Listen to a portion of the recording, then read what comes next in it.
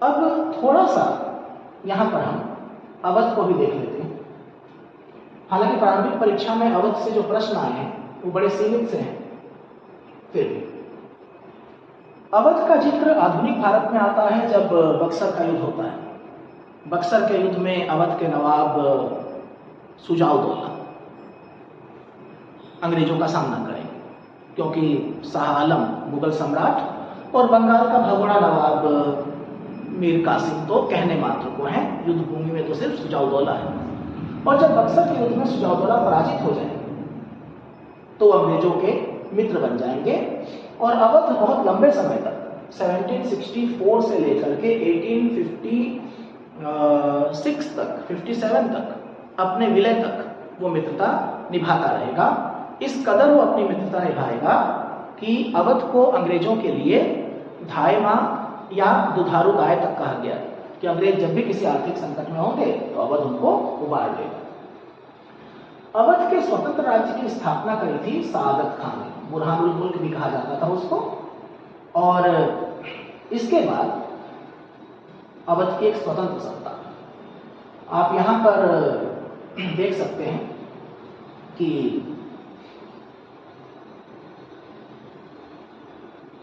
सादत खान की मृत्यु कभी कभी पूछी जाती है। उसने फारस के बादशाह नादिर शाह को, जब नादिर शाह ने आक्रमण किया था 1739 में मोहम्मद शाह रंगीला के समय में, तो मदद करी थी उसने। और उसने नादिर शाह को एक आश्वासन दे दिया था कि कम से कम 20 करोड़ रुपए आपको इस क्षेत्र से मिल जाएंगे। और जो कुछ भी हुआ, नादिर शाह ने दिल्ली पर अधिकार करने के बाद उसको बुलाया तो वो आया नहीं, तो उसने आत्महत्या कर दी। सादत खान का उत्तराधिकारी था सफदरजंग। अब यहाँ पर हम क्या कर रहे हैं, हम अवध के जो नवाब हैं उनका क्रम देख रहे हैं।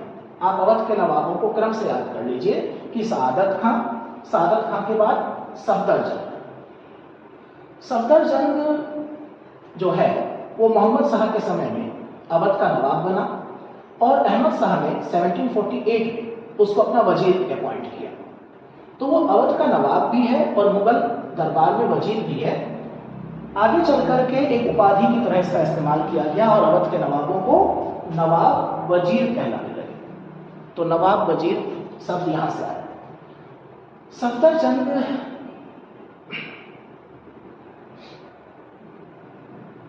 के बाद सुजाउद्दौला, और सुजाउद्दौला के समय की जो महत्वपूर्ण घटनाएं हैं, पानीपत का तीसरा युद्ध, सुजाउद्दौला ने अहमद शाह अब्दाली का साथ दिया था। उसके बाद 1764 बक्सर का युद्ध जिसमें वो पराजित हुआ, और बनारस की संधि 1773। तो बनारस की संधि प्रीलिम से पूछी जा सकती है, किसके किसके बीच में हुई, अवध के नवाब सुजाउद्दौला और वॉरेन हेस्टिंग्स के बीच में।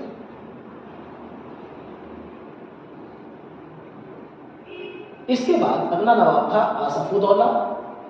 फैजाबाद से लखनऊ राजधानी का स्थानांतरण हुआ और फैजाबाद की संधि हुई। वॉरेन हेस्टिंग्स ही गवर्नर जनरल है। तो अगर प्रश्न आए कि बनारस पर अंग्रेजी सर्वोच्चता किस संधि से और किस नवाब के समय, तो फैजाबाद की संधि और आसफउद्दौला। इसी नवाब के समय अवध की बेगमों का भी मामला हुआ। प्रीलिम से प्रश्न आ जाता है कि अवध की बेगमों का जो मामला था वो किस गवर्नर जनरल के समय की घटना है, वॉरेन हेस्टिंग्स के समय। अवध का नवाब कौन था उस समय, आसफउद्दौला। वो अधिकारी कौन था जिससे अवध की बेगमों से धन वसूलने का कहा गया, जॉन मिडल्टन। आसफउद्दौला ने लखनऊ में इमाम बाड़े का निर्माण किया।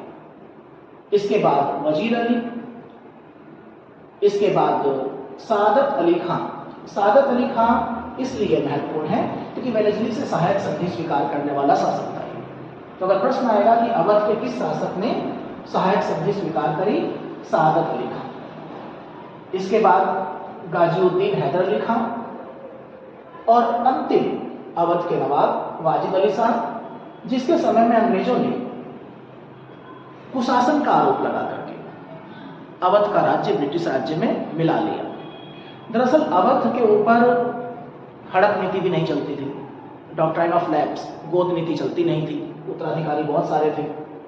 अवध कोई ऐसा मौका भी नहीं देता था कि अंग्रेज नाराज हो जाएं, चाहे धन का मामला हो, चाहे किसी क्षेत्र का मामला हो, अवध हमेशा सरेंडर मोड में रहा।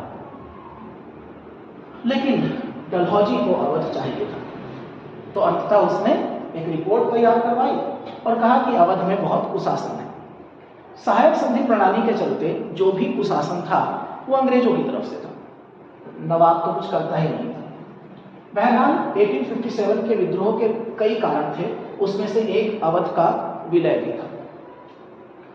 तो न्यूनतम जो आप अवध में देखेंगे, अवध के नवाबों का क्रम,